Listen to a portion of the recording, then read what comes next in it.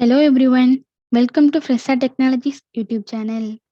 We are going to see about how to generate E-Invoice report with QR code and IRN number in Fresa application.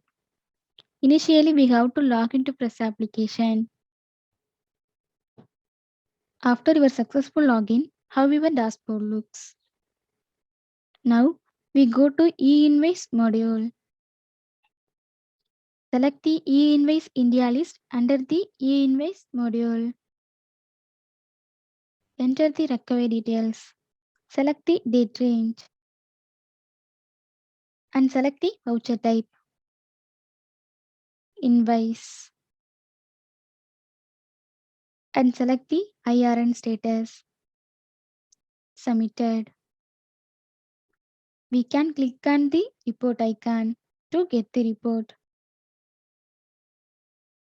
In the list of reports, we can choose the required format.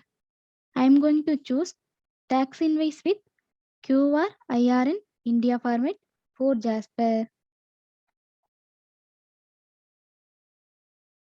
Here, report will be displayed with QR code and IRN number.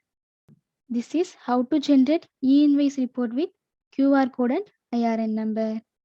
Thanks for watching.